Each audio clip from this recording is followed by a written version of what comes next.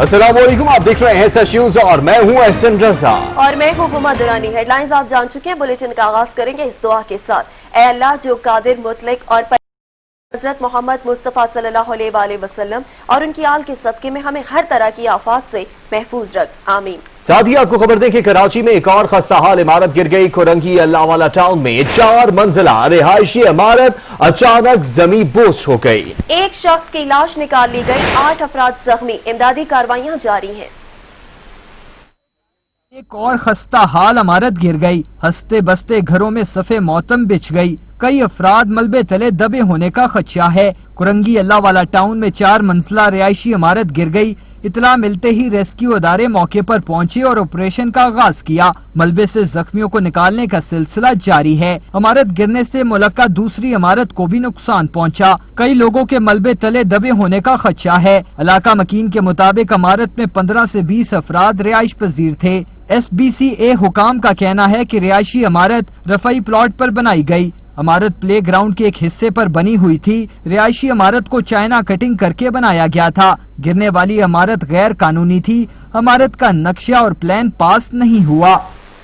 कराची के इलाके कुरंगी में 4 मंजिला रिहायशी इमारत गिर गई, जहां मलबे से बच्चे की लाश समेत 8 जख्मियों को निकाल लिया गया। इमारत में 15 से 20 अफराद रिहाइश पजीर थे। रेस्क्यू ऑपरेशन के हवाले से मजीद जानते हैं अशरफ सोलंकी से। जी अशरफ, अपडेट कीजिएगा। जी देखें, अल्लाहवाला टाउन में गिरने वाली इमारत का मलबा हटाने की कोशिश की जा रही है। रेस्क्यू का अमल इस वक्त भी जारी है और इस वक्त तक तकरीबन 7 अफराद जो है ज़ख्मी निकाले जा चुके हैं और एक डेड बॉडी निकाली जा चुकी है। कैमरामैन फैज़ान अगर दिखाएं तो ये इमारत है और ये इमारत ज़मीन बोझ हो गई है, जिसकी वजह से जो है तमाम जो इसमें दबे हुए अफराद हैं उनको निकालने की हत्तुल इम्कान कोशिश की जा रही है। रेस्क्यू इदारे भी यहाँ पर मौजूद हैं और रेस्क्यू हुकाम की जानिब से तमाम तर इंतजाम किए गए हैं। कोशिश की जा रही है कि ये मलबा हटाया जाए और मलबा हटाने के बाद इसमें जो दबे हुए अफराद हैं उनको निकाला जाए। कैमरामैन इस तरफ भी दिखा सकते हैं कि ये इमारतें जो हैं, ये तमाम तर इमारतें जो है 60 और 80 गज पर मुश्तमिल हैं। यहाँ पर बताया जा रहा है कि बारिशों के दौरान जो है पानी जमा होने की वजह से इस इमारत की बुनियादें जो है वो कमज़ोर पड़ गई थी, जिसकी वजह से ये इमारत ज़मीन बोझ हुई है। इलाका रहायशी जो यहाँ पर हैं उनके मुताबिक चंद रोज़ कबल जो है इसके इमारत का पिलर जो है वो कमज़ोर हो गया था, गिर गया था और इसमें रिहाइश पजीर एक फैमिली जो है चंद रोज़ पहले यहाँ से मुंतकिल हो गई थी। उसने बताया कि इस इमारत में 3 फैमिलियाँ रहती थी, जिनकी जो फैमिलीज इस इमारत में दब गई है। मैं आपको ये भी बताऊं कि SBCA हुकाम की जानिब से जो तमाम बिल्डिंग्स के कानून है उसके मुताबिक इमारतों को बनाने की इजाज़त नहीं दी जाती, जिसकी वजह से जो आए रोज़ इमारतें गिरने के वाक़यात पेश हो रहे हैं। इस साल में ये 4थी इमारत गिरने का वाक़या पेश आया है। जी सही, शुक्रिया अशरफ। कराची के इलाके कुरंगी में इमारत गिरने का वाकया SBCA की अफसर दफ्तर में बैठकर जवाब देने में मसरूफ। SBC के आला अफसरान ने हादसे की जगह आने की जहमत तक न की। मजीद तफसीलात जानेंगे शाहिद एजाज से। जी शाहिद एजाज, बताइएगा। जी बिल्कुल, सिंध बिल्डिंग कंट्रोल अथॉरिटी की जानिब से सवाल जवाब का सिलसिला जारी है। SBCA के अफसर अली मेहंदी अपने ऑफिस में बैठकर जवाब दिए जा रहे हैं। शहर कराची में इमारत गिरने के सिलसिले अब तक जारी है। कोरंगी में गिरने वाली इमारत पर भी SBCA के अमला अफसरान अभी तक पहुंच नहीं सके। जिस जगह पर जो इमारत बनी हुई थी वो चाइना कटिंग में थी। गिरने वाली इमारत का ना ही नक्शा था, ना ही परमिशन लेटर था। शहर कराची में बिलों की मनमानियां जारी है। शहरियों को जानों के लाले पड़ गए हैं। वहाँ DG SBCA आशाद टावर भी फोन कॉल से अहकाम जारी करने में मसरूफ है। शहरियों की जिंदगी में कोई परेशानी हाल नहीं है। इसके साथ ही जो है अली मेहंदी जो है इस वक्त बदले तौर पर जो DG SBCA है वो DG SBCA जो है, लेकिन इसके साथ ही जो है अली मेहंदी साहब जो है वो बहुत ज्यादा करप्शन के मामले में नजर आते हैं। तमाम काउंस के डायरेक्टर जो इनको आला काम जो इनको करप्शन के पैसे जो है बिल्कुल फंसाए जाते हैं। इसके साथ ही जो है आला फराने की मिली करत जो अभी तक जारी है और कराची के अंदर गैर कानूनी तामीरात का सिलसिला अभी तक जारी है। जी शायद ये इस वक्त आप वहां पर मौजूद हैं, ये बताइएगा कि एडमिनिस्ट्रेटर कराची इफ्तिखार शिलवानी इस मामले की निगरानी कर रहे हैं, उनका मौक़िफ़ और बयान कोई सामने आया है अभी तक? जब भी कोई एडमिनिस्ट्रेटर कराची की बात करते हैं उनका यही कहना था कि अभी तक जो छोटी छोटी इमारतों के ऊपर जो है ना गैर कानूनी तामीरात का सिलसिला जारी है, लेकिन ये गलत है। इसको फिर फोर्स जो है हम जो है इस पर एक्शन लेंगे और एक्शन लेने के बाद जो है जो भी इस चीज पर मुलव्विस अफसरान मौजूद होंगे उनको जो है फिर फोर्स जो है मौसम भी किया जाएगा, उनके खिलाफ जो है कानूनी कार्रवाई भी अमल में लाई जाएगी। इसके साथ ही उनका ये भी कह रहा था कुछ अफसरान जो है बड़ी अफसरान जो है किसी के आशीर्वाद के सहारे पे जो है ना इस जगह पे मौजूद है और उनकी मनमानी अभी तक जारी है। शुक्रिया शाहिद।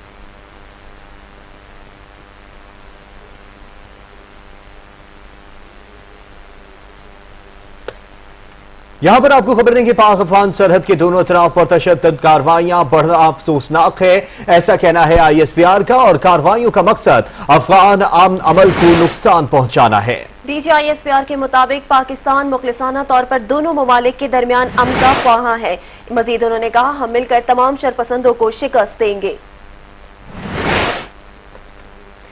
आपको बताएंगे, पाक अफगान सरहद के दोनों अतराफ पर तशद्दुद कार्रवाइयां बढ़ना अफसोसनाक है। ISPR के मुताबिक कार्रवाइयों का मकसद अफगान अमल को नुकसान पहुंचाना है।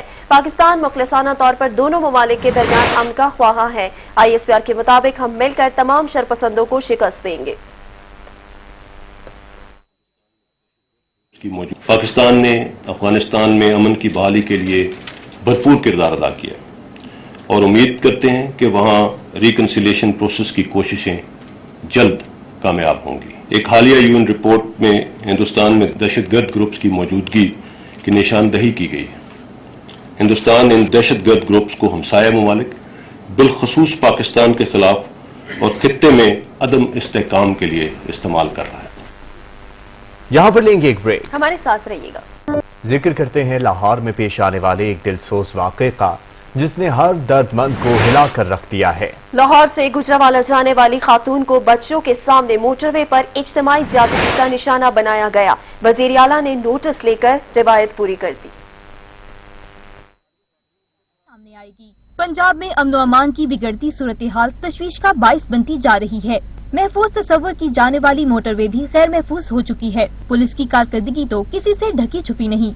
अपने बच्चों के हमरा लाहौर से गुजरांवाला जाने वाली खातून को मोटरवे पर गुजरपुरा के करीब ज्यादती का निशाना बनाया गया। खातून ने गाड़ी का पेट्रोल खत्म होने पर गाड़ी गुजरपुरा के करीब रोक दी और मोटरवे पुलिस को मदद के लिए बुलाया। मोटरवे पुलिस का कहना था कि ये इलाका हमारी बेट में शामिल नहीं, इसलिए आपकी मदद नहीं कर सकते। कुछ देर बाद पुलिस तो न आई तो डाकू आधम के दरिंदा सिर्फ अफराद ने मोटरवे पर खड़ी गाड़ी का शीशा तोड़कर खातून और उसके बच्चों को निकाला। मोटरवे के गिर्द लगी जाली काट कर करीबी झाड़ियों में ले गए और खातून को बच्चों के सामने ज्यादती का निशाना बनाया। मुलजमान खातून से 1 लाख रुपए नकद तलाई जेवरात और ATM कार्ड्स भी ले गए। वजीर आला पंजाब ने वाक़े का नोटिस लेते हुए IG से रिपोर्ट तलब कर ली और मुलजिमान को जल्द कानून की गिरफ्त में लाने का हुक्म दे दिया। पुलिस ने मुकदमा दर्ज करके तफ्तीश शुरू कर दी है। इलाके से 12 मुश्तबा अफराद को गिरफ्तार किया गया है। 2 साल में आने वाले छठे नए IG के लिए ये टेस्ट केस है, जबकि CCPO की कारकर्दगी भी खुलकर सामने आएगी। रात 12 बजे के बाद घर से निकलना मना है। CCPO लाहौर की अनोखी मंथक सामने आ गई। पुलिस की नाअहली पर पर्दा डालने ज्यादती वाक़ये का सारा मलबा मुतासरा खातून पर डाल दिया। कहते हैं खातून रात 12 बजे घर से बाहर भी क्यों निकली। पुलिस की खामोशी तमाशाई बनने से मासूम बच्चे और खवातीन घर से बाहर निकलने से घबराने लगे।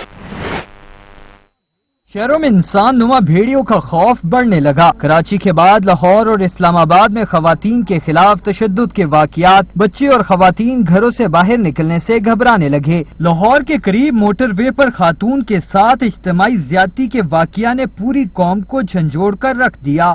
गुज़िश्ता 7 रोज में 5 वाक़यात रूनुमा हो चुके हैं। कराची में 2 बच्चों से ज़्यादती और कत्ल, गुजरात में ज़्यादती के बाद कत्ल और अब लाहौर में बच्चों के सामने मां से इज्तिमाई ज़्यादती का वाक़या। इस्लामाबाद में साइकिल सवार खातून को हरासा किया गया। एक रिपोर्ट के मुताबिक खवातीन के खिलाफ पुरतशद्दुद वाक़यात में इजाफा लॉकडाउन के इतलाक के साथ शुरू हुआ था, जो अभी तक नहीं थम सका। तंजीम के मुताबिक खवातीन के खिलाफ जराइम के 90% वाक़यात शहरों में पेश आ रहे हैं। पाकिस्तान में रवां साल में बच्चों के साथ ज़्यादती के 100 से ज़ायद केसेस सामने आए हैं। इनमें 61 केसेस सिर्फ मार्च में रिपोर्ट हुए। तहफ़्फ़ुज़ निस्वा यूनिट के मुताबिक पंजाब में साल 2018 में खवातीन के साथ ज्यादती के 2937 वाक़ियात पेश आए थे, जबकि साल 2019 में खवातीन से ज्यादती के वाक़ियात में मजीद इजाफा हुआ और ये तादाद बढ़कर 3387 हो गई।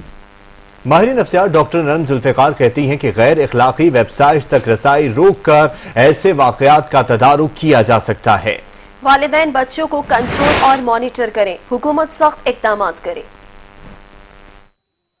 रेपिस्ट्स हैं उनको हैंग इन पब्लिक एक ये सज़ा जो है वो बिल्कुल परमानेंट तौर पे अगर ये लॉ अगर हमारी गवर्नमेंट ये लॉ पास कर दे कि rapist should be hanged in public, तो फिर काफ़ी चीज़ें बेहतर हो सकती हैं। ये डिफरेंट डेटिंग ऐप्स जो बने हुए हैं, फौरी तौर पे गवर्नमेंट को स्ट्रिक्ट एक्शन लेकर इन ऐप्स को ख़त्म कर देना चाहिए, क्लोज डाउन कर देना चाहिए इन ऐप्स को।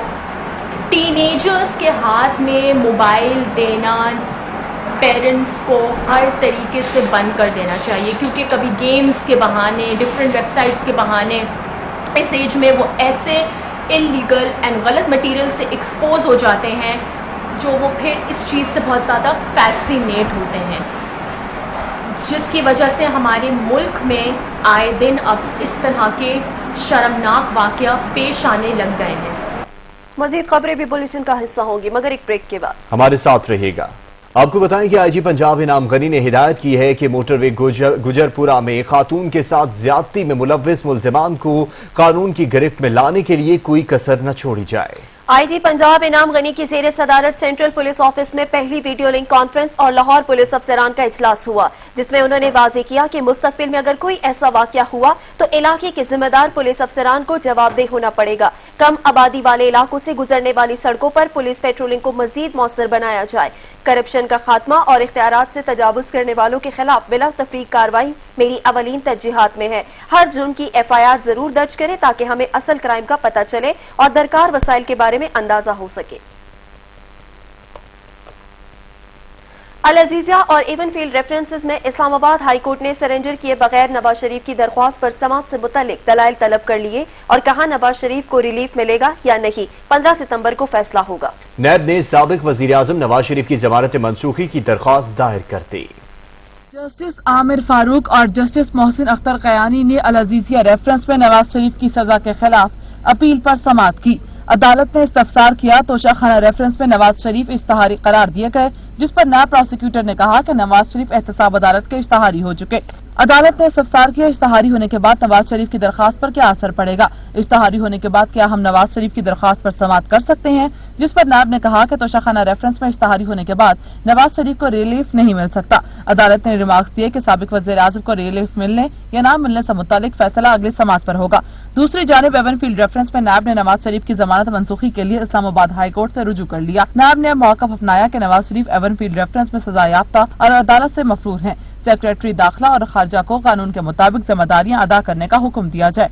एवनफील्ड रेफरेंस में नवाज शरीफ की जमानत मंसूख की जाए। नवाज शरीफ की जमानत मंसूख करके गिरफ्तारी की इजाजत दी जाए। नायब ने दरख्वास्त में मजीद कहा कि इस्लामाबाद हाई कोर्ट ने 2018 में एवनफील्ड रेफरेंस में नवाज शरीफ की जमानत मंजूर की थी। सुप्रीम कोर्ट ने भी नवाज शरीफ की सजा मुअत्तली का हाई कोर्ट वाला फैसला ही बरकरार रखा था। नवाज शरीफ ने सजा मुअत्तली और जमानत की रियायत का गलत इस्तेमाल किया। बैरून मुल्क चले जाने के बाद नवाज शरीफ इस रियायत के मुस्तहिक नहीं रहे। नवाज शरीफ की एवनफील्ड रेफरेंस में सजा मुअत्तली और जमानत खत्म की जाए।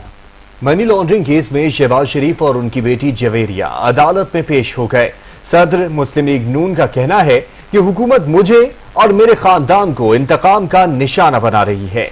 एहतसाब अदालत में शहबाज शरीफ और इनके खानदान के खिलाफ मनी लॉन्ड्रिंग केस की समाअत हुई। ऑपोजिशन लीडर शहबाज शरीफ और इनकी बेटी जवेरिया अदालत में पेश हुए। शहबाज शरीफ ने अदालत में ताखीर से पेश होने पर माजरत करते हुए कहा रास्ते में बहुत ज्यादा रश था इसलिए ताखीर हुई, जिस पर जज एहतसाब अदालत ने कहा मुझे इल्म है, मैं भी रश में फंस जाता हूँ। शहबाज शरीफ ने अदालत से कहा क्या मैं कुछ कह सकता हूँ, जिस पर जज एहतसाब अदालत ने कहा मुझे अंदाजा था आप कुछ कहेंगे, आपको इजाजत है। कायद हिज़्ब इख्तिलाफ ने कहा मैंने आमदन से ज्यादा असासे बनाए, मेरे फैसलों से नवाज शरीफ और बेटों को बिजनेस में नुकसान हुआ। यहाँ पर वक्त हुआ है एक ब्रेक का, हमारे साथ रहिएगा। बैरून मुल्क पाकिस्तानी अब होंगे पास क्योंकि वजीर आजम ने रोशन पाकिस्तान डिजिटल फोरम का आगाज कर दिया। वजीर आजम कहते हैं हुकूमती इकदाम की बदौलत बरामदात में इजाफा हुआ है। बैरून मुल्क पाकिस्तानियों को गद्दार समझा जाता है। बताना चाहता हूँ बैरून मुल्क पाकिस्तानी ज्यादा से ज्यादा मुहिब वतन है। ओवरसीज पाकिस्तानी कौमी तामीर में अहम किरदार अदा कर रहे हैं। चैलेंजेस पाकिस्तान के सबसे बड़े ये है कि हमारे इतने कर्जे चढ़े हुए हैं कि हम जितना भी पैसा इकट्ठा करते हैं तकरीबन आधा चला जाता है कर्जों की किस्तों के ऊपर। तो जो मुल्क के लिए पैसा बचता है वो काफी नहीं है। तो इसका सिर्फ एक ही तरीका है कि हम वेल्थ क्रिएशन करें। हम अपनी मुल्क के अंदर इकोनॉमिक एक्टिविटी इतनी करें कि हमारे पास पैसा इतना आ जाए कि हम ये कर्जे वापस कर सकें। तो उसके लिए भी ये जो हमारा कंस्ट्रक्शन का पूरा पैकेज है उसका मकसद ही ये है कि ये जो दो बड़े शहर हैं इसमें इतनी ज्यादा इकोनॉमिक एक्टिविटी हो, क्योंकि कंस्ट्रक्शन में जैसी शुरू होती है 30 रिलेटेड इंडस्ट्रीज हैं जो कि एकदम चलनी शुरू हो जाती है।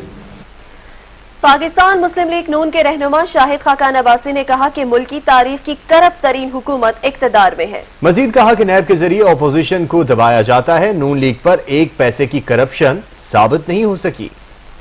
वो ये जानते हैं कि इलाज नामुकम्मल है, 3 सर्जरीज होनी है, 2 मारूफ डॉक्टरों ने लिख कर दिया है। आप मेडिकल रिपोर्ट्स पढ़ लें, हकायक बड़े वाजे हैं। झूठ के कोई पैर नहीं होते। मैं यही कह रहा हूं कि आज नैब को जब कुछ मिला नहीं है तो सिर्फ सफेद झूठ बोलने पर इत्तफा किया है। मेरा चैलेंज है चेयरमैन नैब को, जिसने रेफरेंस साइन किया, कि आकर बैठे, मेरे साथ बैठे, टीवी कैमरा लगाए और मुझ पर इल्जाम लगाए। इन लोगों में कोई हिम्मत नहीं है, कोई जुर्रत नहीं है, सिर्फ सफेद झूठ बोलना जानते हैं। और रेफरेंस आने से पहले मीडिया में फैलाया गया। मैं इन चीजों से नहीं घबराता। वो खुद क्लेम करती है हुकूमत कि मैं कर रहा हूं। इमरान खान बार बार दावे करता है जी ये मैं लोगों को गिरफ्तार कर रहा हूं, मैं अंदर कर रहा हूं, मैं बाहर कर रहा हूं। एनआरओ नहीं मांग रहे, मैं एनआरओ नहीं दूंगा। तो जब एक आदमी खुद दावा करे तो मैं क्या कह सकता हूं। पाकिस्तान क्रिकेट बोर्ड ने दौरा न्यूजीलैंड के लिए भी तैयारियों का आगाज कर दिया है। दौरा इंग्लैंड की तरह न्यूजीलैंड के लिए 30 से ज्यादा खिलाड़ियों का ग्रुप भिजवाया जाएगा। पाकिस्तान की जानिब से न्यूजीलैंड के दौरे पर 30 से ज्यादा क्रिकेटर्स को भेजे जाने का इम्कान है। ये टूर नवंबर के आखिर में शेड्यूल है, जिसमें पीसीबी नेशनल टीम के साथ ए साइड को भी भेजने की मंसूबाबंदी कर रहा है। न्यूजीलैंड में कोरोना वायरस के हवाले से सख्त कवायद ज़वाबित की वजह से दोनों स्क्वाड्स में ज्यादा प्लेयर्स शामिल किए जाएंगे। खिलाड़ी और ऑफिशियल्स वहाँ पहुँचने के बाद 14 दिन का करंतना करेंगे और मैचेस से कबल बायो सिक्योर बबल में दाखिल होंगे। सीनियर टीम टेस्ट, वनडे और T20 सीरीज खेलेगी, जबकि पाकिस्तान ए साइड इस दौरान 4 रोजा मैचेस खेलेगी। हाजिर होते हैं कुछ देर में न्यूज हेडलाइंस के साथ। देखते रहिए सच।